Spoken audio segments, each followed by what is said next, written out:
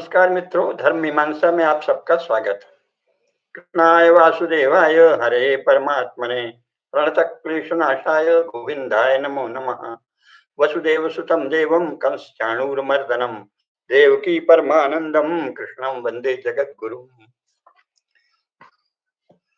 राजनीति शास्त्र, भारतीय राजनीति शास्त्र के क्रम में हम लोग अभी व्यवहार यानी न्याय प्रक्रिया पर विचार कर रहे हैं।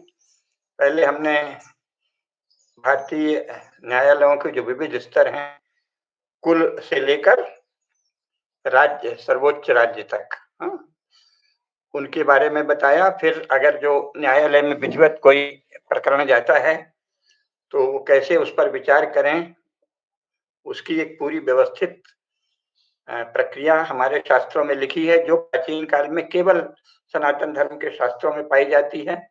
न तो यूरोप में, न ही किसी देश का अभी तक जो साहित्य मिला है, और कहीं वो ऐसी विस्तृत प्रक्रिया प्राचीन समय में नहीं पाई जाती। कहीं कोई एक शब्द कह दिया, कहीं कोई दो चार पन्ने कह दिए। व्यवस्थित शास्त्र केवल भारत में अभी तक संस्कृत में पाए गए हैं सनातन धर्म से। यहीं से जर्मनी ने सबसे पहले इसको चुराया कह लें, नकल किया कहते हैं। उसके बाद इंग्लैंड और फ्रांस ने किया, फिर बाद में यूरोप के अन्य देशों ने उसका ही अनुसरण पिछले 150 वर्षों में किया है। 150 वर्ष पूर्व वहां ऐसी कोई भी व्यवस्थित न्याय प्रक्रिया नहीं थी। ये बात बार बार इसलिए बताना आवश्यक है कि दुर्भाग्यवश जो यूरो इंडियन शिक्षा 1947 के बाद अंग्रेजों के उत्तराधिकारियों ने भारत में चलाई, उसके कारण शिक्षित भारतीय इन सब विषयों में आश्चर्यजनक रूप से अज्ञान से ग्रस्त है। उसे कुछ भी नहीं पता और बहुत से अंधविश्वासों से संचालित है, और यूरोप के प्रति इतना अधिक मुग्ध है कि सामान्यतः कोई कामुक व्यक्ति अपनी काम्य के प्रति भी इतना नहीं मुग्ध होता जितना भारत के अधिकांश शिक्षित लोग, विशेषकर ह्यूमैनिटीज वाले लोग, यूरोपीय पॉलिटिकल थॉट्स के प्रति आकर्षित हैं। जबकि वो पॉलिटिकल थॉट्स मुश्किल से 125-150 साल के भीतर पहली बार लिखे गए हैं, और अपने प्राचीन व्यावहारिक राजनीति शास्त्र और व्यवहार की प्रक्रिया, न्याय की प्रक्रिया के विषय में घोर अज्ञान है। खैर, इसलिए प्रसंगवश ये वाक्य हर बार आ जाता है। हमने ये भी बताया है कि व्यवहार के जो जितने भी पद हैं उनको 18 पदों में वर्गीकृत किया है मनु ने, कौटिल्य ने भी, याज्ञवल्क्य ने भी, नारद ने भी, बृहस्पति ने भी। और वो 18 पद आज भी जितने भी प्रकरण हैं, जितने भी क्लासिफिकेशन हैं, उनमें ये सर्वोत्तम क्लासिफिकेशन है। 18 पद मनु ने किए हैं।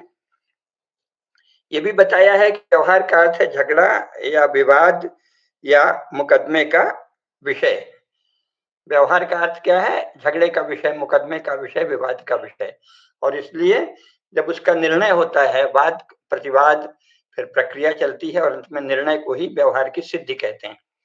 तो निर्णय की भी एक प्रक्रिया है, उस पर भी चर्चा करेंगे। लेकिन अभी हम जो 18 प्रकार के व्यवहार पद हैं, ऋणादान, निक्षेप, अस्वामी विक्रय, समूह समुत्थान, है ना, दत्त स्थान अपाकर्म, वेतनादान, संविद व्यतिक्रम, क्रय विक्रय अनुशय, स्वामीपाल विवाद, सीमा विवाद, वाक पारुष्य, दंड पारुष्य, स्ते, साहस, स्त्री संग्रहण, स्त्री पुन धर्म विभाग और द्यूत समावय, ये 18 मनु ने बताए हैं। कौटिल्य ने भी इससे मिलते जुलते ही बताए हैं, याज्ञवल्क्य, नारद और बृहस्पति ने भी, है ना। किसी ने 19 बता दिया है, किसी ने 20 भी बता दिया है याज्ञवल्क्य ने, लेकिन वो मोटे तौर पे इन 18 के भीतर ही आ जाते हैं। उनमें से बहुत ही प्रारंभिक किस्म के अपराधों का हमने प्रारंभ में वर्णन करके आप कुछ उनके जो विधान हैं हमारे शास्त्रों में वो बताए। आज एक बार में नहीं समाप्त हो गया, यद्यपि हम बहुत संक्षेप में सब बात बता रहे हैं, तो भी एक बार में सारी बातें नहीं आ सकती। हमने न्यायाधीश के गुण क्या हों, न्यायाधीश को हमारे यहाँ मुख्यतः सामान्यतः सभ्य कहते हैं, जब तक स्वयं राजा ही न्यायासन पर हो। न्यायासन को धर्मासन कहते हैं। सभ्य कहते हैं उसमें सलाहकार के लिए और जो विद्वानों को बुलाया जाता है उनको पंडित कहते हैं। तो ये सब भी बताया है और अभी भी बताते रहेंगे। और अनेक स्तर के न्यायालय हैं। कुलों के झगड़े के विषय में कुल का न्यायालय है, उसके बाद ग्राम न्यायालय या खाप न्यायालय है परंपरा से, फिर संप्रदायों के न्यायालय है, शिष्ट परिषद है, गुरुकुलों के अपने शिष्ट परिषद और विद्वत परिषद से उनका निर्णय होता है, और अंत में जाकर राजा जो सर्वोच्च सुप्रीम कोर्ट जैसा इन दिनों है, उस तरह का राजा का निर्णय है। लेकिन राजा अकेले निर्णय नहीं करता, वो सदा सभ्यों को साथ लेकर करता है, जिन्हें हम न्यायाधीश कहते हैं। उन्हें हमारी शास्त्र की भाषा में सभ्य कहा जाता है। सभ्यों के साथ ही निर्णय होता है। तो आज हम उनमें से 4-5 प्रमुख जो इन दिनों चले हुए हैं अपराध, वो भी बहुत से हैं, उनमें से कुछ मुख्य की बात करेंगे। एक तो मारपीट, गुंडाई, डाका, इस तरह के अपराध जो हैं, साहस जिन्हें कहता है, दंड पारुष्य और वाक पारुष्य का हम पहले ही बता चुके हैं। अगर आपने किसी की मानहानि की, उस पर हम लोग पूर्व में चर्चा कर चुके हैं। अब जो दंड पारुष्य है और चोरी है, उसके विषय में क्या दंड विधान है, गुंडई, लूट मार, डाका के विषय में क्या विधान है, और व्यभिचार जिसे कहते हैं, उसे स्त्री संग्रहण हमारे यहाँ का शास्त्रों में, व्यवहार पद में स्त्री संग्रहण के क्या नियम है और उनके विरुद्ध, नियम विरुद्ध जो स्त्री संग्रहण है उसके लिए क्या दंड है। आज केवल इन्हीं 4 या 5 बातों की चर्चा करेंगे। इसके पहले एक बार फिर याद दिला दें कि दंड नीति को ही हमारे यहाँ राजनीति कहा गया है। राजनीति और दंड नीति पर्याय है। यदि राजा अपराधियों को दंड नहीं देता तो वो राजा ही नहीं माना जाता। हमारे शास्त्रों के अनुसार वो राजधर्म से रहित व्यक्ति है ना, उसको बहुत ही अधिक दोषी माना जाता है। इसलिए राजदंड तो, राजदंड ही राजधर्म का मुख्य बल है, मुख्य शक्ति है।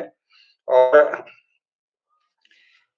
दंड नीति के जो लक्षण हैं, दंड नीति की बहुत महिमा, स्वयं महाभारत में दंड नीति की बहुत महिमा है। हमने पहले भी कुछ उल्लेख किया है, शुक्र नीति भी कहा है। शुक्र नीति सार का हमने वो 4थे अध्याय का श्लोक बताया था, युग प्रवर्तको राजा धर्मा धर्म प्रशिक्षण युगा नाम न प्रजा नाम न योग दोषः किंतु निपश्यतु।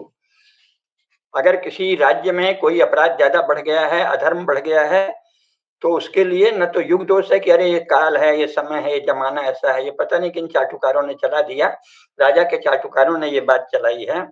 और न ही प्रजा दोषी है कि अरे लोग ही ऐसे हैं। मैंने अच्छे से बताया है कि प्रजातंत्र का बहुत ही गलत भाष्य करके ये कहना कि प्रजा जैसी है वैसा राज्य मिलता है, ये झूठ है।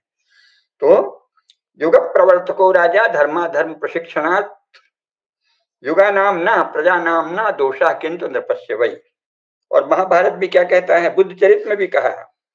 बुद्ध चरित में क्या है, यद राज सृष्टम भृगुर अंगिरा वहन चक्रतुर वशकरावृषितौ तयो सुतौ तौ च ससर्जतु तत्कालीन शुक्रश्च बृहस्पतिश्च। ये तो बुद्ध चरित में भी, अश्वघोष ने भी ये कहा कि शुक्र हैं, बृहस्पति हैं, ये सब बहुत बड़े दंड नीतिकार हैं। और वही राजधर्म के व्याख्याता हैं। यानी बौद्धों का और सनातन धर्म की मुख्य धारा मानी जाती है, दोनों का एक ही राजधर्म है, एक ही राजनीति शास्त्र है, एक ही दंड नीति है। ये तो बौद्धों को सनातन धर्म से अलग बताया है यूरोपीय लोगों ने, क्योंकि उनको आदत पड़ी है अलग करने की। पहले तो वो शैव वैष्णव में भी बड़े झगड़े लगाते थे, फिर उन्होंने सनातन धर्म की मुख्य धारा और बौद्धों में झगड़े लगाए। लेकिन जो बौद्धों का राजधर्म है वही सनातन धर्म की मुख्य धारा का राजधर्म है, वही जैनों का राजधर्म है, सबका एक ही राजधर्म है। और उसमें दंड नीति सर्वोपरि है, क्योंकि कहा है कि दंडेन नियते चैवम दंडम नयति वा पुनः दंड नीति रीति ख्याता 3 लोकान अभिवर्तते। दंड के द्वारा ही चूंकि समाज को आया जाता है 3 लोकों में, इसीलिए दंड नीति ही प्रसिद्ध है। दमो दंड इति ख्यात, यह है दमन करना, अपराधियों का दमन करना, यही दंड नीति है। ये बार बार कहा गया है, नीति सार में भी कहा है। दंड नीति के द्वारा ही लोग स्वधर्म में प्रवृत्त होते हैं। और दंड नीति के उद्देश्य क्या है, ये भी शास्त्रों में बहुत अच्छे से लिखा है। कौटिल्य ने उसको सबसे सुंदर रूप में लिखा है कि वही मनु महाराज, याज्ञवल्क और अन्य ग्रंथों में भी यही है कि अलब्ध की प्राप्ति, लब्ध का परिरक्षण, रक्षित का विवर्धन और विवर्धित का सुपात्रों में विभाजन, ये राजधर्म का मुख्य है। इसी के अंतर्गत दंड नीति आती है कि ये चक्र चलता रहे। अगर किसी से कुछ छीन लिया गया है तो वो उसको दिया जाए, उसके साथ अन्याय हुआ है वो सुनिश्चित किया जाए कि वो, उसके विषय में भी बहुत विस्तार से चिंतन है। ये जो निर्णय है, ये निर्णय कैसे होना चाहिए और क्यों होना चाहिए, इस पर बहुत विस्तार से हमारे यहाँ चित्रण। उसमें ये बताया है कि भाई अगर कोई किसी के साथ अन्याय करता है, क्योंकि समाज में जब सनातन धर्म में समाज में प्रायः सब लोग स्वधर्म का पालन करने में ध्यान देते हैं, तो किसी के स्वधर्म पालन में बाधा डालता है या किसी के सहज उपलब्ध अधिकार में बाधा डालता है, तो उसका जो जिसका अपकार किया जाता है उसके मन में प्रतिकार की भावना आ जाती है। वो प्रतिकार की भावना से समाज में बाद में फिर कभी अचानक वो कुछ करेगा उसी तरह का ऐसा काम, जिससे फिर वो प्रक्रिया चल पड़ेगी।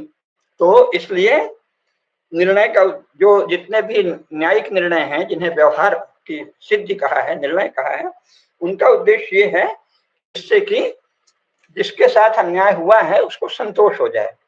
निर्णय सही वही है जिससे जिसके साथ अन्याय हुआ है उसे संतोष हो जाए कि देखो हमारे साथ जो अन्याय हुआ था, न्यायाधीशों ने, सभ्यों ने या राजा ने उसका निर्णय कर दिया है ना। और निर्णय की प्रक्रिया भी बहुत विस्तार से बताई है। जय जिसके पक्ष में निर्णय हो उसको जयपत्र कहते हैं। लेकिन अगर कुल के भीतर निर्णय हो तो फिर क्या करते हैं? कुल के निर्णय ये है कि वहां जय पत्र नहीं दिया जाएगा, वहां केवल निर्णय पत्र दे दिया जाएगा।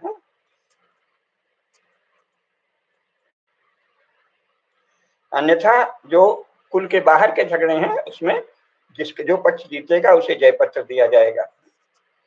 और ये भी कहा है कि उसमें पूर्वोत्तर, पूर्वपाद, क्रियापाद और प्रमाण, परीक्षा, साक्षी, साक्षियों पर विचार विमर्श, तर्क युक्ति, सभ्यों की सम्मति, न्यायाधीश का हस्ताक्षर एवं राजमुद्रा का अंकन आदि होना चाहिए जय पत्र में, यानी तो पूरा विवरण दिया जाता है जैसा कि अभी भी होता है कोर्ट में। तो ये इसी की नकल है, क्योंकि अंग्रेजी में या किसी भी यूरोपीय भाषा में 150 वर्ष पहले ऐसा कोई भी लिखित सामग्री नहीं मिलती जिसमें ये सब प्रक्रिया वर्णित हो कि कैसे देना चाहिए, जबकि इन दिनों उसी का पालन हो रहा है। तो भारत की ही राजनीति और दंड नीति का अनुसरण अपने ढंग से क्रिश्चियंस ने किया। ये भी कहा है कि पूर्व निर्णयों का हवाला, आगमात दृष्टाच्य, पूर्व निर्णयों का हवाला भी देना चाहिए, है ना। और अगर कुलों का निर्णय है तो क्या करेंगे? तब निर्णय पत्र देंगे। अगर किसी कुल के परिवार के भीतर का विवाद है उसमें जो कुल का न्याय करेगा वो क्या करेगा? वो केवल निर्णय पत्र देगा, निर्णय सबको मान्य होगा। और जो कुल से बाहर के झगड़े हैं, गांव के, जनपद के आदि बड़े झगड़े हैं, उसमें क्या होगा? व्यवहार निर्णय का क्या कहा है? कुलादिभिर निर्णय जय पत्रम, कुलादि के विवादों में निर्णय के लिए जय पत्र नहीं देना चाहिए, निर्णय पत्रम कार्यम, निर्णय पत्र ही देना चाहिए। तो ये व्यवस्था है। और जयपत्र प्राप्त हुए हैं कुछ, बहुत थोड़े से जयपत्र प्राचीन काल के, क्योंकि बहुत प्राचीन मतलब बीच में जो युद्ध का समय आया उसमें सब नष्ट भ्रष्ट हो गए, तो बहुत थोड़े से जयपत्र प्राप्त हुए हैं।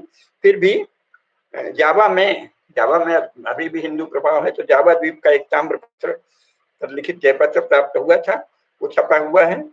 और काशी प्रसाद जायसवाल ने भी अपनी पुस्तक में कुछ जयपत्रों का उल्लेख दिया है, मिथिला के हिंदू न्यायालय द्वारा उपस्थापित जयपत्र का उल्लेख किया है, और उसमें ठीक वही प्रक्रिया वर्णित है जो कि हमारे शास्त्रों में वर्णित है। तो इस प्रकार न्यायिक निर्णय की पूरी प्रक्रिया भी अपने यहाँ अच्छे से वर्णित है, ये हमने कई बार बताया। अब मुख्य बात यह है कि दंड पारुष्य जो है, दंड पारुष्य किसे कहते हैं? थोड़े सा हमने बताया था कि अगर केवल स्पर्श कर दे, धमकी दे दे या हल्की मारपीट करे तो उसे क्या कहेंगे? उसे सामान्य पौरुष कहेंगे, यानी प्रथम साहस। और अगर उससे ज्यादा कुछ करे तो मध्यम साहस, और आक्रमण ही कर दे तो उसे उत्तम साहस। और उसके लिए दंड पारुष्य जो है, हाथ से, पत्थर से, लाठी से, राख से, हथियार से किसी को मार दे, चोट पह दे, वो दंड पारुष्य कहलाता है। दंड पारुष्य के विषय में बहुत विस्तार से हैं। बाकी तो जो युद्ध होते हैं सेना आदि के, वो तो कोई दंड पारुष्य नहीं कहलाता, वो तो सीधे युद्ध है। लेकिन अगर एक ही समाज के, एक ही कुल के, एक ही इलाके के, एक ही राज्य के रहने वाले लोग आपस में कोई मारपीट करते हैं तो उसके विषय में बहुत विस्तार से दिया हुआ है कि कितना दंड दिया जाए। साधारण दंड है, इसका थोड़ा सा वर्णन हमने पहले भी किया था। लेकिन अगर पशुओं का अंग विच्छेद कर दिया जाए या संपत्ति का नाश कर दिया जाए तो बड़े कड़े दंड की व्यवस्था है। और अगर आतताई आपके ऊपर दंड माने आपकी संपत्ति को नष्ट कर रहे हैं तो उनको मार डालने का स्वतः दंड प्रयोग का कहा गया है। अपनी रक्षा करने के लिए अस्त्र शस्त्रों से अपनी रक्षा करने का अधिकार है, पहले भी था, आज भी वर्तमान कानूनों में भी है। इसके बाद चोरी का प्रकरण आता है। तो चोरी में क्या होता है, बहुत प्रकार की चोरी है। तो चोरी पर भी विस्तार से विचार हुआ है, स्टे कहा है। नारद इन्होंने स्टे को का अलग से उल्लेख किया है। तो उसमें कहा है कि जो परद्रव्य हरण करता है, फिर वो रात में हो या दिन में, उसको स्टे कहते हैं, चोरी करते हैं। सोते हुए सावधानी से किसी की कोई चीज ले जाए, किसी भी प्रकार से दूसरे का धन ले ले, वो सब स्टे कहलाता है, चोरी कहलाता है। तो चोरी की गई वस्तु के अनुसार स्टे के अपराध 3 प्रकार के होते हैं, साधारण, मध्यम और गंभीर। फिर उसमें मनुस्मृति, बृहस्पति स्मृति और व्यवहार प्रकाश में यह भी कहा है कि चोर या तो खुलकर चोरी करता है, खुले रूप वाला होता है, या गुप्त रूप वाला होता है। सबकी बड़े विस्तार से विवेचना है। तो राजा को सदा अपने राज्य के तस्करों का पता लगाते रहना चाहिए। इसके लिए सभा स्थलों, जलपान ग्रहों, वेश्या भवनों, मद्यशालाओं, नाटक घरों आदि में गुप्तचर नियुक्त करना चाहिए। और अप्रकाश यानी छिपे तौर से जो चोरी करते हैं, सेंध मारने वाले जो हैं, वो सेंध मारने वाला हथियार या अन्य हथियार लेकर चलते हैं।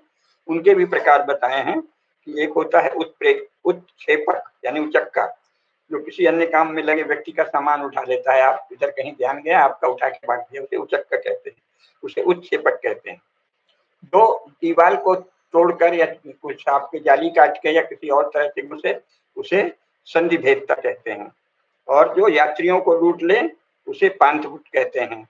और जो जेब कतरा या पॉकेट मार हो उसको ग्रंथि भेदक कहते हैं। और जो किसी की स्त्री या किसी बच्चे को चुरा के ले जाए उसको स्त्री चोर, पुरुष चोर, पशु चोर, अश्व चोर, हस्त चोर, जिस पशु को चुरा के ले जाए या मनुष्य को, उसके साथ वो चोर जोड़ा जाता है। चोरों को पकड़ने और उनका पता लगाने की विधियां धर्मशास्त्रों में विस्तार से वर्णित हैं। पदचिन्ह द्वारा या किसी वस्तु की आशंका या उस इलाके में, जैसा अभी भी वही प्रक्रिया चल रही, पूछताछ कर लो कि किसने चोरी की प्रवृत्ति है, फिर उससे उसको पकड़ो, उससे पूछो। संदेह में भी पकड़ने की पूरी प्रक्रिया बताई है। संदेह, जब किसी को पकड़ो संदेह में, अगर उसका मुंह सूख जाए या स्वर बदल बदल कर बोले तो उसको संदेह कर लेते हैं कि जरूर यही चोर है। फिर उसको उससे प्रश्न उत्तर करते हैं, उसकी और तरह से परीक्षा करते हैं और अंत में उसका साक्ष्यों आदि के द्वारा निर्णय किया जाता है। और अपराध की गुरुता यानी चोरी के हल्की चोरी है या बड़ी चोरी है, अपराध की गुरुता के अनुपात में दंड मिलता है। संपत्ति का अनुपात जो है, किस सामान की चोरी की है, उसके अनुसार दंड की व्यवस्था है। उसमें यह भी कहा है कि सुनार अक्सर जो लोग गहना उनसे बनवाते हैं उसमें से कुछ चुरा लेते हैं तो उनको बड़ा कड़ा दंड देना चाहिए, उसके अंगों का विच्छेदन कर देना चाहिए। तो बहुत ही कड़ा है। इसके बाद उनके दंड की पूरी व्यवस्था दी हुई है। और इसमें मुख्य बात यह है कि अगर कोई चोर शूद्र है तो जो जो वस्तु उसने चुराई है उसका 8 गुना दाम उसे देना पड़ेगा, उसके सामान या उसका घर गृहस्थी का सामान या उसकी खेती आदि बेचकर। जब उसको जुर्माना अगर सीधे नहीं देता है तो ला के दे, और नहीं तो उस पर कुर्की आदि होकर उच्छेद करेंगे। तो अगर शूद्र ने चोरी की है तो वस्तु का 8 गुना देना होगा। अगर वैश्य ने चोरी की है तो 16 गुना देना होगा। अगर कोई क्षत्रिय चोरी करता है तो जिस वस्तु की चोरी की है उसका 32 गुना देना होगा। और अगर ब्राह्मण चोरी करे तो जितने वस्तु की चोरी हुई है उसका 64 गुना दंड देना पड़ेगा। तो ये जाति, क्योंकि ब्राह्मण से अपेक्षा की जाती है कि वो बहुत ही उच्च स्तर का आचरण करे, तो अगर कोई ब्राह्मण कुल में उत्पन्न चोर है तो उसको जो चुराई गई वस्तु है उसके दाम से 64 गुना दाम देना पड़ेगा। शूद्र ने अगर चोरी की है तो चुराई गई वस्तु के 8 गुना देना पड़ेगा, वैश्य को 16 गुना, क्षत्रिय को 32 गुना, ब्राह्मण को 64 गुना, क्योंकि उनसे अपेक्षा की जाती है। और सामान्यतः ब्राह्मण को मृत्यु दंड नहीं देते थे, लेकिन देश निकाला दे देते थे अगर उसने कोई गंभीर रूप से चोरी की है तो। और ये भी कहा है कि तत्क्षण उनको इलाके से निकाल देना चाहिए। लेकिन फिर गौतम ने कहा है, मनुस्मृति से गौतम स्मृति ने भिन्न है। उसने कहा कि नहीं, सबको निकाल दोगे ऐसे तो फिर तो प्रजा की कमी हो जाएगी, इसलिए निकालना नहीं चाहिए, वहीं कठोर नियंत्रण में दंड देना चाहिए। अच्छा, सामान्यतः है उससे अर्थदंड वसूल करके ब्राह्मण, क्षत्रिय, वैश्य, शूद्र कोई भी उसको दाग देना चाहिए। उसको दाग दें, ऐसा सामने माथे में या कहीं दाग का निशान लगा दें, जिससे सबको पता चले कि चोर, जिसने चोरी की थी। और उसको बाकी धार्मिक प्रायश्चित तो करने ही पड़ते हैं, लेकिन ये तब जब अपराध निश्चित रूप से हो जाए। और ये भी है कि उसके पहले जब तक सिद्ध नहीं हो रहा है तो उसके पैर में बेड़ी डाल देनी चाहिए और उसे कम भोजन देना चाहिए, जिससे खा के मस्ती में ना आ जाए।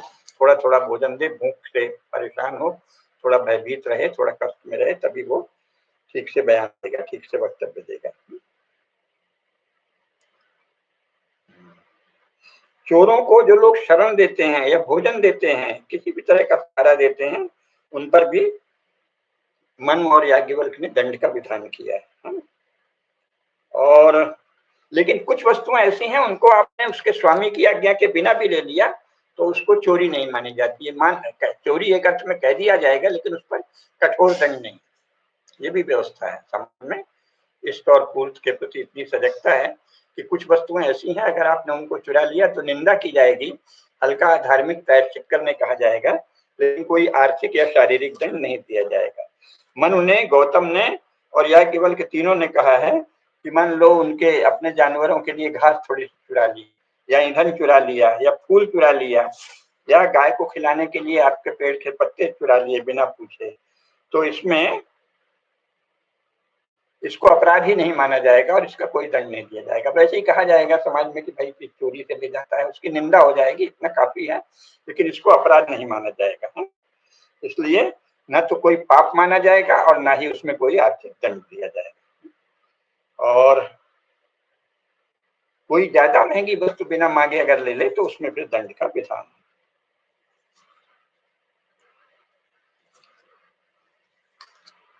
हालांकि हरित स्मृति, कान स्मृति आदि ने तो कहा है कि बिना आज्ञा के किसी का कुछ भी लेना चोरी है, लेकिन फिर भी अगर थोड़ी मात्रा में लिया है, कोई घास ले लिए है, खिलाने को ले लिया है, तो वो सामान्य चोर माना जाएगा, उसको बहुत हल्का दंड देते हैं। अगर बिना अन्न के कोई व्यक्ति 3 दिनों तक भूखा है और उसमें वो आपका अनाज चुरा लेता है थोड़ा सा, तो उसको अपराध नहीं माना जाता है। और लेकिन वो बता दे पूछने पर कि तुमने ये क्यों चुराया, अगर बता दे कि मैं भूखा हूँ और जांच के बाद परीक्षण के उपरांत पाया जाएगा कि हाँ भूखा है, तो उसको पाप भी नहीं माना जाएगा, दंड भी नहीं दिया जाएगा। इसी प्रकार यात्री भी अगर किसी के खेत से भूखा है तो 2 ईख ले ले गन्ने, या 2 मूली ले ले, या 2 तरबूज ले ले किसी खेत से, या 5 आम उठा ले कहीं से, किसी पेड़ से, पके आम है, कच्चे आम है, जैसे दाड़िम, अंगूर, 1 मुट्ठी खजूर ले ले, बेर, कहीं बेर का फल है, उसका मालिक है, उससे पूछे बिना बेर तोड़ लिया, खा लिया, या थोड़ा सा चावल ले लिया, गेहूं ले लिया, चना ले लिया, तो इसको अपराध नहीं माना है। थोड़ी मात्रा में अगर ले ले तो बस उसको अपराध नहीं मानेंगे। तो ये सामान्य चोरी की बात है। बड़ी चोरियों के लिए हमने बताया कि अगर वो चोर शूद्र है तो चुराई गई वस्तु का 8 गुना, वैश्य है तो 16 गुना, क्षत्रिय है तो 32 गुना, और ब्राह्मण है तो चुराई गई वस्तु का 64 गुना अर्थदंड देना पड़ेगा। अब जो गुंडई, लूटमार आदि है, उसके लिए मनु, कौटिल्य, नारद, याज्ञवल्क्य और कात्यायन ने इसको ये कहा है कि इसमें दंड अवश्य देना चाहिए, है? और उसमें बल का प्रयोग नहीं, शारीरिक दंड देना चाहिए। उसके अलग अलग अपराध बड़े विस्तार से है, किस प्रकार का किया है उसके होगा। साहस की जैसा हमने बताया है पहले भी 3 श्रेणियां हैं। प्रथम साहस यानी वाक पारुष्य कर दे, या कोई चीज का नुकसान कर दे, या गाली दे दे, या पेड़ पौधा फल मूल कृषि के औजार आदि को तोड़ फोड़ डाले, ये सब भी साहस ही है, यानी मारपीट ही है, लेकिन इसके लिए प्रथम साहस का दंड है, साधारण है। मध्यम साहस ये है कि आपने बर्तन भांडे तोड़ दिए या पेय पदार्थ भोजन इनको नष्ट कर दिया। और उत्तम साहस ये है कि हथियार या विष से किसी को मारना, दूसरे के साथ बल प्रयोग करना, चेतन प्राणियों को क्लेश देना, ये सब उत्तम साहस का दंड है। इसमें बहुत ही कठिन विधान है।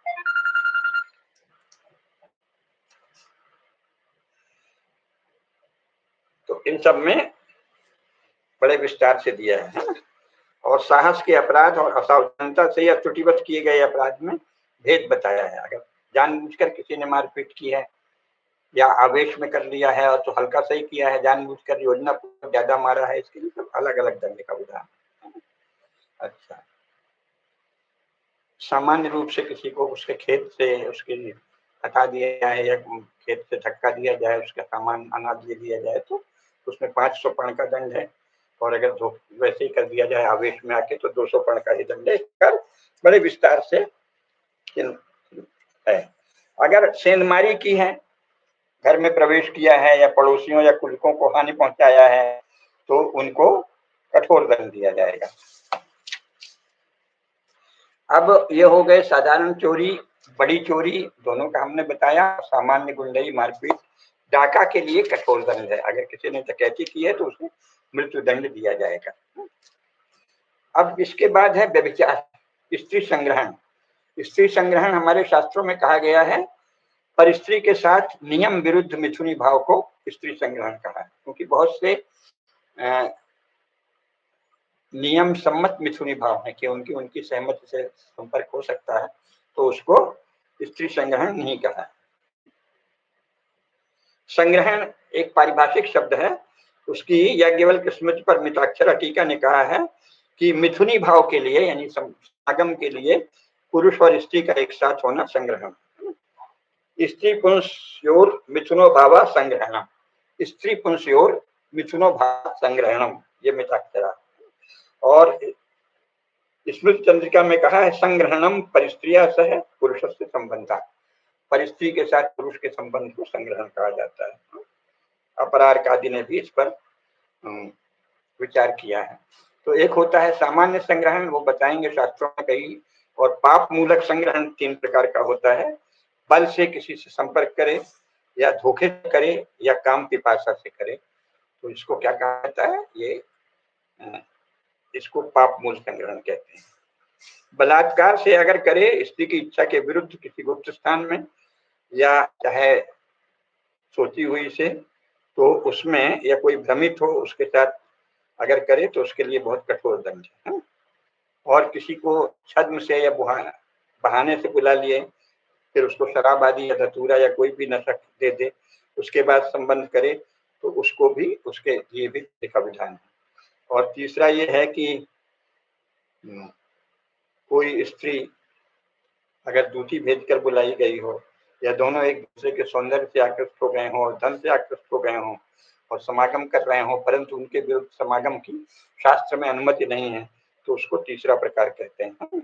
उसके भी साधारण, मध्यम और गंभीर 3 प्रकार के अपराध हैं।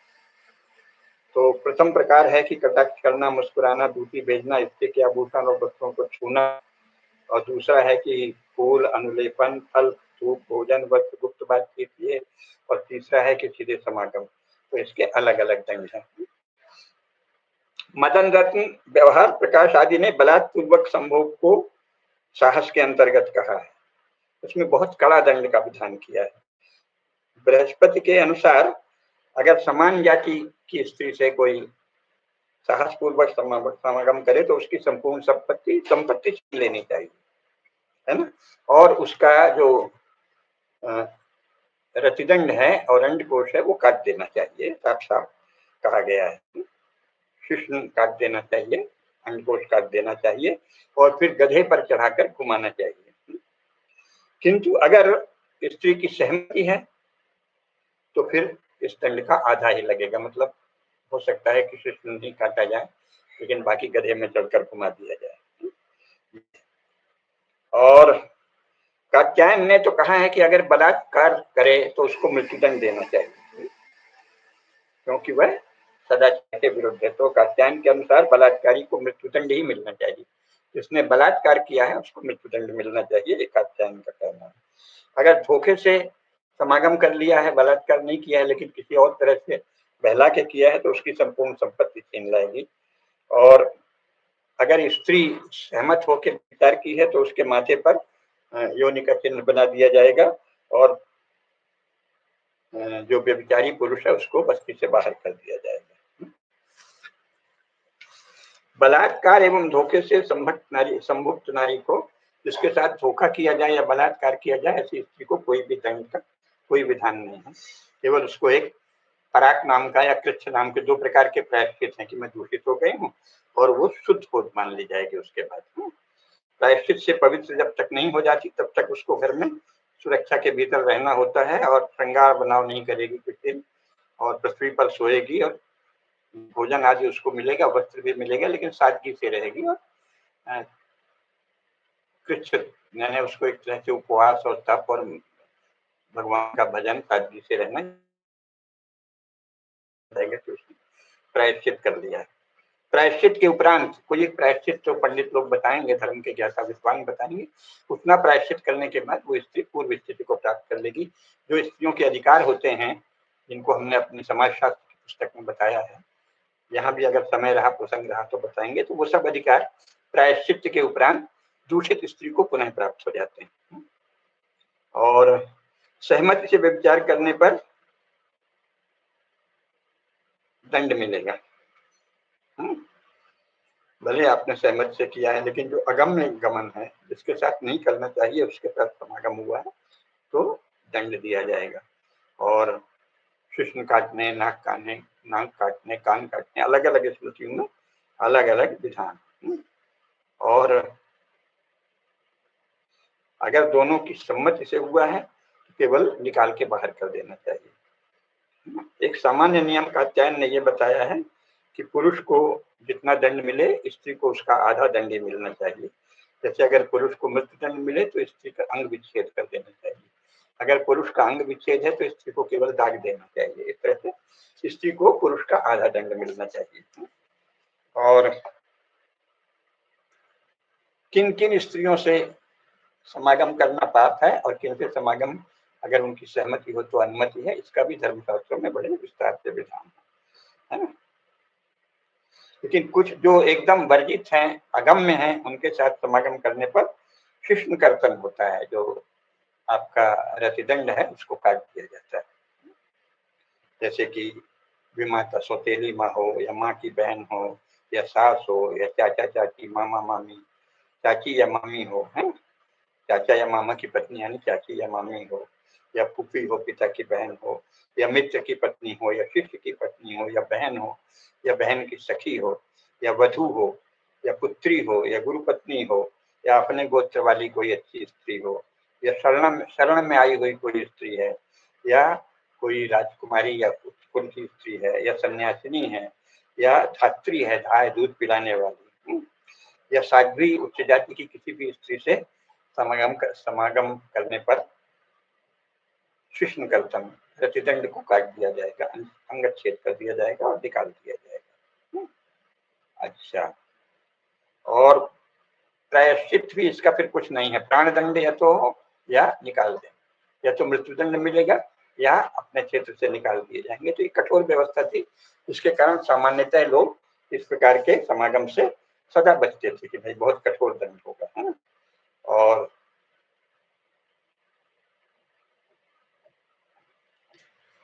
शेष जो संपर्क हैं वो अगर सहमति से हो रहे हैं तो उसमें उसको उपपातक माना गया है कि भाई उसका छोटा मोटा प्रायश्चित करके उससे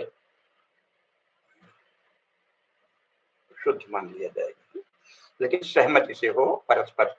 तो अगर पर स्त्री या पर पुरुष से हुआ तो उसकी निंदा बहुत है, उसमें पाप पड़ता है, लेकिन उसमें ऐसे कठोर दंड नहीं है, उसमें कुछ प्रायश्चित करना होगा।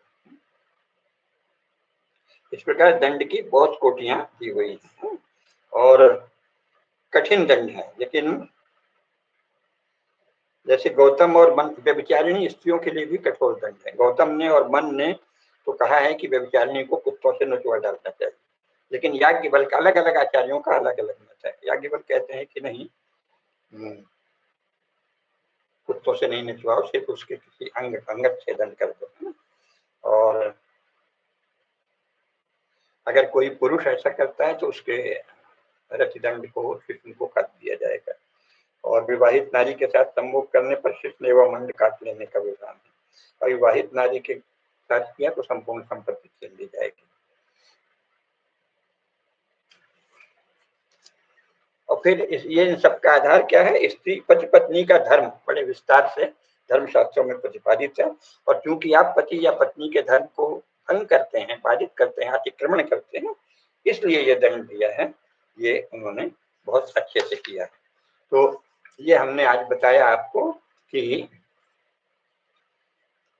ये जो अक्सर जो इस तरह के दोष हुआ करते हैं समाज में, उनके बारे में ये। अब पर भी हम पहले ही बता चुके हैं। अब जो सबसे ज्यादा हमारे यहाँ विवाद होते हैं गांव में, उनके बारे में धर्मशास्त्र क्या कहते हैं, इन पर भी थोड़ा सीमा विवाद जिसे कहते हैं ना, हमारे उसको कर लिया या दूसरे के पशु को चुरा कर ले गए, इन सब के लिए बड़े, इन सब का भी पूरा विस्तार से विवाद है। तो बांध को लेके, खेत की मेड़ को लेके, सीमा को लेके, इनके जो झगड़े हैं उनको क्षेत्र विवाद कहा जाता है।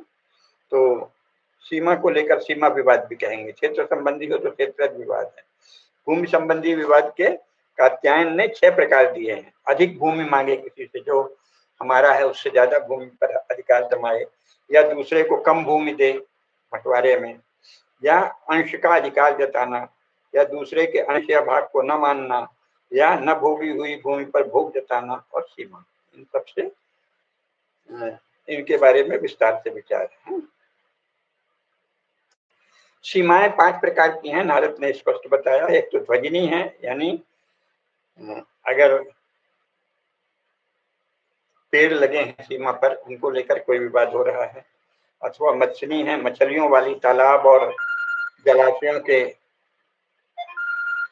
घेरे वाला कोई झगड़ा है, या गुप्त चिन्ह लगे हैं उसको लेकर विवाद है, या राजा ने राज शासन द्वारा कोई निर्णय सीमा है उसका विवाद है। तो उसके विषय में बड़े विस्तार से विचार हुआ है कि अगर ऐसा करो तो कितना दंड मिलेगा। इसके लिए कहा है कि जो गुरुजन हो, क्षेत्र के प्रमुख लोग हो, संभ्रांत लोग हो, उनको सब पहले तो मध्यस्थता करनी चाहिए ताकि सीमा विवाद समाप्त हो जाए। और ये भी कहा है कि हर भूस्वामी को, हर गृहस्थ को चाहिए कि अपने बच्चों को पहले से बता दें कि हमारे खेत की ये सीमा है, उनके खेत की वो सीमा। ये ज्ञान कराना भी कर्तव्य है, ये नहीं कि बच्चे को पता नहीं हो, संतानों को पता नहीं हो। बहुत ही सीमा ज्ञान की एक विस्तृत परंपरा सदा समाज में चलती रहनी चाहिए।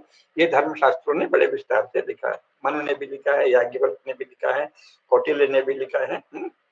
और इसके बाद अगर कोई विवाद हो जाए तो उस क्षेत्र के प्रमुख लोगों से और पड़ोसियों से और वृद्धों से, सयाने लोगों से, और जो गाय बैल चराते हैं, जो जानते हैं कि ये उसका खेत है, ये उसकी सीमा है, उनसे, या खेतीहरों से, और मदारी हैं, मछली मारने वाले हैं, जंगल में रहने वाले हैं, उनके साक्ष्य लिए जाते थे कि हाँ ये इनका है, हम इतने वर्षों से देख रहे हैं।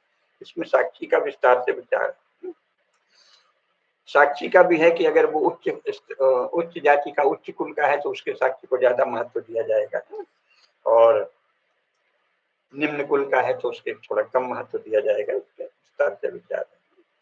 और फिर अगर आपने किसी के दूसरे की सीमा का अतिक्रमण किया है तो वो कितनी सीमा का किया है, उसका परिमाण क्या है, कितने समय तक उस पर कब्जा बनाए रखे हो, और कैसा व्यवहार किया है, उस सब पर निर्भर है दंड का। अच्छा, जिन दलों के बीच विवाद हो तो उसमें बड़े लोगों को, सभ्य लोगों को, या सभी लोगों के बीच फैसला नहीं हो तो राजा को उसका साक्ष्यों के आधार पर और अगर अभिलेख हैं तो उनके आधार पर निर्णय करना चाहिए। अब मान लो दो गांव के बीच कोई नदी बह रही है और संयोग बस बाढ़ में एक गांव की कुछ भूमि दूसरे गांव में चली जाए तो क्या करेंगे? तो पहला गांव जो है वो क्या करे? तो कहा है कि भाई अगर ऐसा हो जाता है तो अगर वहां अन्न बोई हुई भूमि बह गई है तो वो तो दूसरे गांव वाले को उसका हर्जाना, अगर वो दूसरा गांव उपयोग करने लगा है तो उसको देना पड़ेगा, है ना? उसको अन्न उसने, अगर वो फसल लगी हुई है तो फसल तो उसी की है जिसकी है, लेकिन अगर वो भूमि बदल गई है, बिहार वगैरह में ऐसे बहुत होता है, तो बाद में वो भूमि उसकी हो जाएगी। ऐसा बड़ा एक इस विषय में बहुत ही एक तरह से झगड़े की जड़ वाले भी निर्णय हैं कुछ, लेकिन वो दिया हुआ है। इसी प्रकार जल प्रणालियों को लेके कि यहाँ से हमारा पानी तुम पानी देते हो, वहां से पानी देते हो, या मलमूत्र विसर्जन की जो प्रणालियां हैं यानी मोरियां आदि हैं, उनकी सीमाओं के विषय में भी बड़े विस्तार से विचार किया गया है। और ग्रहों, वातायनों, चार दीवारियों आदि के भी भोग और सीमा संबंधी विवाद के विषय में विस्तार से विचार दिया है, क्योंकि अगर नई व्यवस्था होगी तो विरोध उत्पन्न हो जाएगा, इसलिए परंपरा से इनको चलना चाहिए। प्राचीन झरोखे हैं, जल निकाय हैं और घोरी हैं, इनके विषय में भी विस्तार से विचार है। सड़कों के किनारे बने उच्च स्थल हैं, घरों या कुटीरों के आंगन से वर्षा जल निकल रहा है तो दूसरे के घर में तो नहीं गिर रहा है, इन सब पर भी इन विवाद को कैसे निपटाएं। जिस स्थान या सड़क या मार्ग से मनुष्य और पशु इधर उधर बिना किसी रुकावट के आ जा सकें उसको संसरण कहते हैं, और अगर ज्यादा चौड़ा है तो उसे राजमार्ग कहते हैं।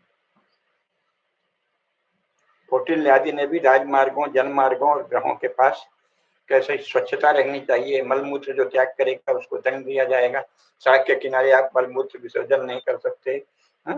और वाहन, रथ आदि के द्वारा रास्ते को रोक नहीं सकते, और रास्ते में जो रास्ते की सीमा अंकित है सड़क की, मार्ग की, उसमें पेड़ पौधा नहीं लगा सकते, जो अंकित है सीमा उसके बाद ही पेड़ पौधा लगा सकते हैं। अगर आपने बीच में रास्ता लगा दिया या गाड़ी अपनी खड़ी कर दी, चाहे बैलगाड़ी खड़ी कर दी या घोड़ा खड़ा कर दिए, तो उसमें आपको दंड भोगना पड़ेगा। या मलमूत्र कर दिया आपने सड़क के किनारे, जो जन मार्ग है, लोक मार्ग है, और आपने उसको बाधित कर दिया, उसके लिए भी दंड का लिखा है कि इतने का शापन दंड दो, 200, 500, 100 जब देता है। और फिर उससे जो गंदा करेगा, आपने जिसने मलमूत्र विसर्जन किया उसी को उसे स्वच्छ करना पड़ता है, उसको स्वच्छ करने का खर्चा देना पड़ता है या स्वयं स्वच्छ करना पड़ता है। हाँ, अगर रोग से ग्रस्त होकर आपने कर दिया है तो दंड हल्का होता है, जैसे दो कार शापन का ही दंड मिलेगा, जबकि वैसे 200 कार शापन का दंड मिलेगा। लेकिन अगर गर्भिणी स्त्री या उसके बच्चे के द्वारा हो जाए तो उसको कोई, तो इन सब के बारे में बहुत ही विस्तार से सारी विवेचना है। दो या अधिक खेतों के बीच जो सीमा संबंधी विवाद है, या अपने खेत की सीमा से आगे बढ़कर आपने जोत लिया, या अन्य को अपना खेत जोतने से मना कर दिया, उसका खुद का खेत नहीं जोतने दिया, तो इसके लिए भी अलग अलग दंड की व्यवस्था धर्मशास्त्रों में दी हुई है। और इसी प्रकार पुल को लेकर जो होता है उसमें भी बना है। तो ये कुल मिलाकर, इसके बाद जो है जुआ को लेकर भी कैसा जुआ खेलें, किस विधि से खेलें, उसमें अगर आपने नियम का उल्लंघन किया तो उसके लिए दंड की व्यवस्था है। मनु ने भी लिखा है, मनु, नारद और बृहस्पति, इन्होंने जूझ की व्याख्या क्या की है, जो पासे से खेला जाए या चर्मदंडों से खेला जाए या हाथी दांत के खंडों से खेला जाए, उन सबको जूझ कहा है, और जिसमें कोई बाजी लगी। और एक समावय भी होता है, जैसे कि आपने मुर्गों, कबूतरों, भेड़ों, भैंसों या मल्लों, कुश्तीबाजों की लड़ाई की, उसको समावय कहते हैं। उसमें भी अगर बाजी लगाते हैं तो वो भी एक समावय कहलाता है। तो उसमें भी लिया है, उसके भी नियम बने हैं, उन नियमों का उल्लंघन करने पर दंड की व्यवस्था है।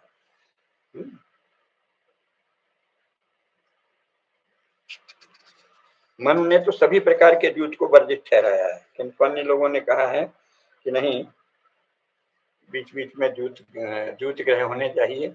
उससे राजा को जूत ग्रह में अपने गुप्तचर तैनात करने चाहिए, जिससे जो वहां जाता है जुआ खेलने, अक्सर चोर जाते हैं तो उसके द्वारा चोरों का पता लगा देते हैं। तो जुआ घर बनाने की कुछ धर्मशास्त्रकारों ने व्यवस्था की है, लेकिन मनु ने इसको सर्वथा वर्जित करा है। मनु कहते हैं नहीं, कोई भी जुआ घर नहीं होना चाहिए राज्य में। और अन्यों ने कहा है कि नहीं, उससे चोरों का पता चलता है और राज्य को कर भी मिलता है। आपने जुआ घर चलने दिया है तो आपको टैक्स मिलेगा, तो इसलिए कुछ जैसे याज्ञवल्क आदि ने कहा है कि नहीं ठीक है, चल तो देना चाहिए। नारद ने भी कहा है कि जुआ घर चलने दो, उससे राजा को कर मिलता है और चोरों की या जुआड़ियों की पहचान होती है, अपराधियों की। तो उसमें भी पूरे नियम है, बाजी कैसे लगाई जाए, किस तरह की शर्त हो। अगर आपने बाजी का धन हार गए और फिर धन नहीं दिया तो उसमें पहले आपने बाजी लगाई थी फिर उसको नहीं माना, उसके लिए भी दंड के विधान है। और कात्यायन ने कहा है कि जहां अगर पहले से जूत यानी जुआ घर बना हुआ है तो वहां खेलने पर राजा को कर मिलता है, इसलिए उसको दंड नहीं देना चाहिए। और इसी तरह ये जो बाजियां होती हैं, मल्लों की बाजियां, कुश्ती हो रही है तो कुश्ती में भी अगर बाजी लग गई, ये जीतेगा वो जीतेगा, घोड़ों की दौड़ हो रही है जो रेस कोर्स होता है, सब इनके लिए भी लिखा है कि ऐसा नियम है, उन नियमों का उल्लंघन करने पर दंड। सबके बारे में बहुत ही विस्तार से हमारे शास्त्रों में वर्णन है। और जो अब सबसे बड़ा झगड़े का जड़ होता है, मारपीट, हिंसा, चोरी डकैती और भूमि संबंधी झगड़ों के बाद सबसे बड़ा झगड़ा होता है संपत्ति विभाजन को लेकर, दाय भाग। दाय भाग सारे झगड़ों की जड़ है। घर घर में झगड़े होते हैं दाय भाग को लेकर, तो इस पर हम लोग अगली बार चर्चा करेंगे, क्योंकि दाय भाग पर भी हमारे शास्त्रों में बहुत ही विस्तार से लिखा हुआ है। लेकिन अस्वामी विक्रय, उस पर आज ही चर्चा कर सकते हैं कि मान लीजिए कि कोई वस्तु आपकी नहीं है और फिर भी आपने उसे बेच दिया, अथवा संविद व्यतिक्रम, कोई समझौता हुआ है उसका व्यतिक्रम किया, तो उसके लिए भी ये लिखा है कि इसमें दंड दिया जाएगा। तो सबसे पहले अपन थोड़ी सी चर्चा कर लेते हैं संविद व्यतिक्रम का। संविद व्यतिक्रम यानी आपने कोई करार किया और फिर उसको भंग कर दिया, तो उसके लिए भी दंड का विधान है।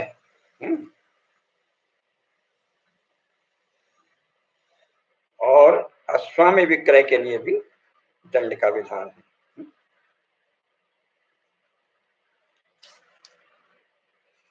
सबसे पहले हम अस्वामी विक्रय वाले प्रसंग को ले सकते हैं।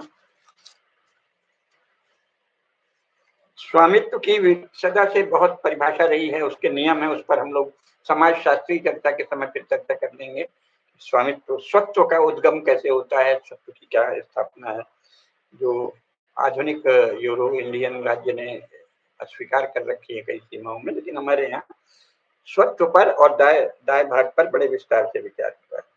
तो अस्वामी विक्रय उसे कहते हैं कि जो जिसका स्वामित्व नहीं है अगर उस चीज को बेच दे, उसके लिए भी दंड का विधान है।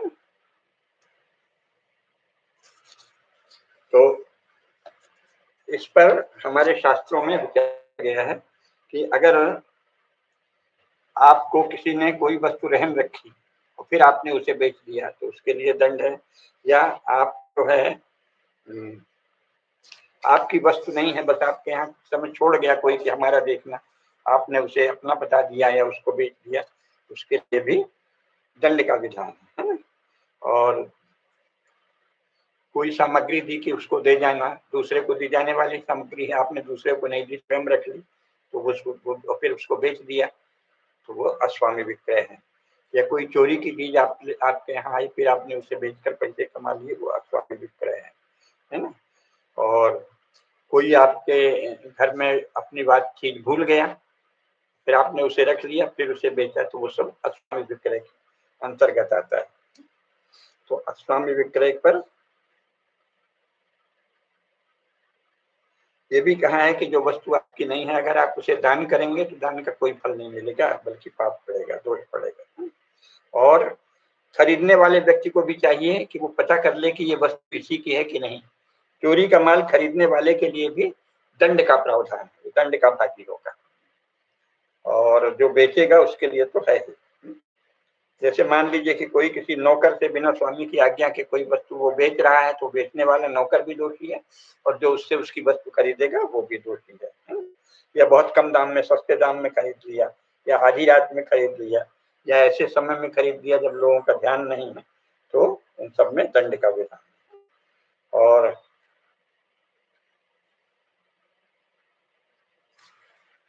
गलत ढंग से, गलत माने आप जानते हो कि ये इसका सामान नहीं है, फिर भी आपने खरीद दिया, उसके लिए भी दंड का विधान।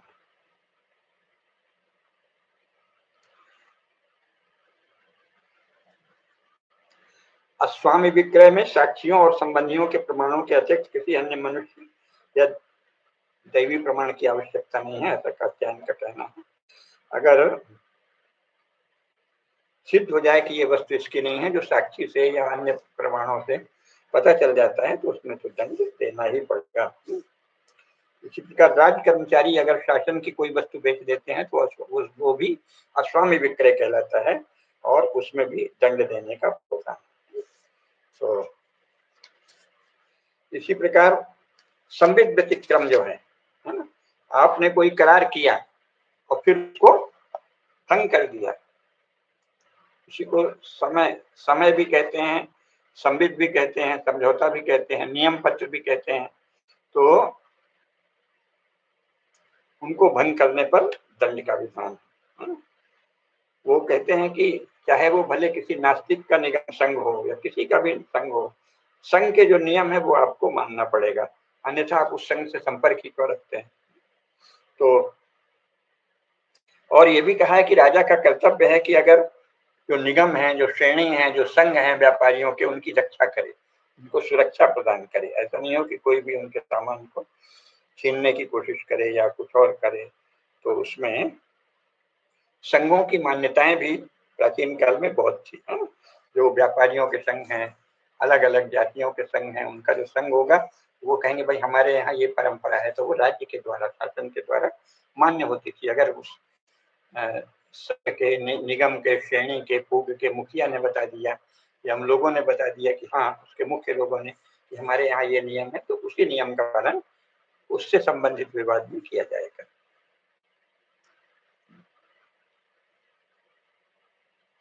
तो उसमें कहा है कि अगर वो पाखंडियों का भी संघ है, तो भी आप, अगर उन्होंने संघ बना लिया है और वो जो सार्वभौम मानव मूल्य है उनका अतिक्रमण नहीं कर रहे हैं, तो उनको मान्यता देनी होगी। और अगर किसी ने उसका उल्लंघन किया तो उसका दंड देना पड़ेगा।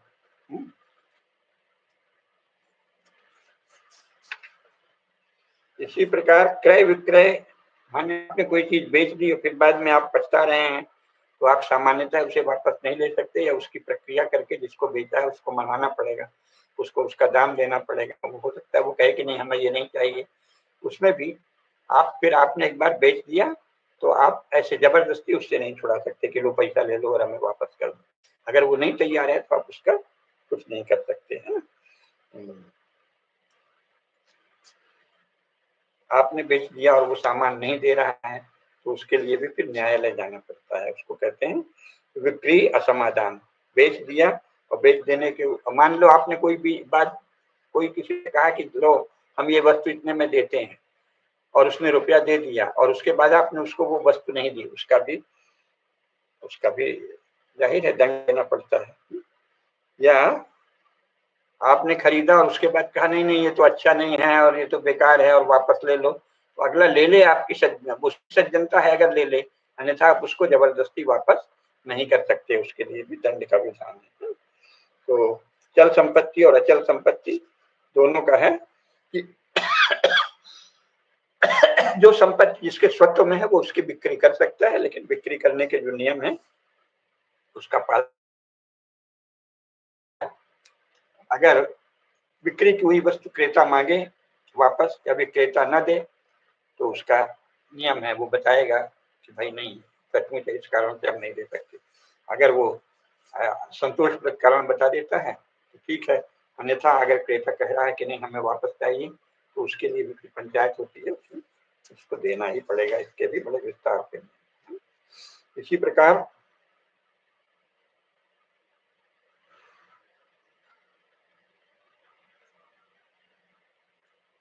किसी करार के अनुसार जो भी क्रय विक्रय हो शासन के द्वारा मान्य होगा। जिस समाज में जो करार चल रहा है उसके अनुसार।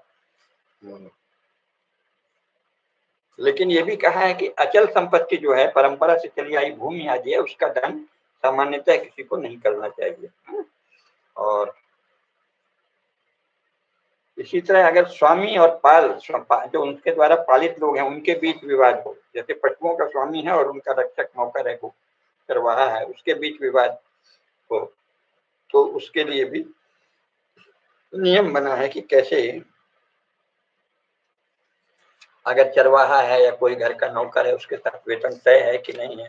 अगर वेतन तय है तो आपको उसका पालन करना ही पड़ेगा। अगर नहीं कर रहे हैं तो भी समाज में जो प्रचलित नियम है उनके अनुसार देना पड़ेगा। अगर आपने नहीं पहले तय किया है तो आप ये नहीं कह सकते कि नहीं हमने तय नहीं किया था इसलिए हमारी चलेगी, नहीं।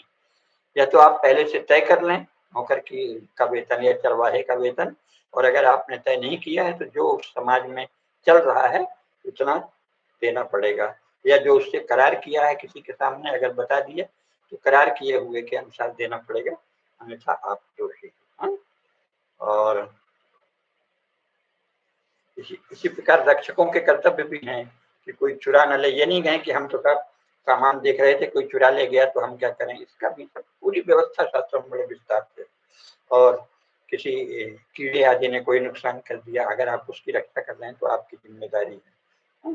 चोरों से रक्षा करना, कंदराओं से, सब प्रकार से बचाना। जिस जिस चीज को आप, जैसे गाय चराने गए हैं या बैल चराने गए हैं, भैंस चराने गए हैं, तो वो कंदरा में न चली जाए, गुफा में न चली जाए, कहीं ऐसी जगह न चली जाए जहाँ खतरा है। ये आपका कर्तव्य है।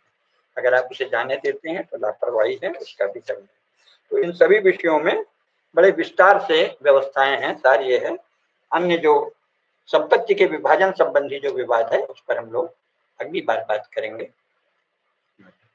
धर्म की जय हो, अधर्म का नाश हो, प्राणियों में सद्भावना हो, विश्व का कल्याण हो। नमः पार्वती पतये, हर हर महादेव।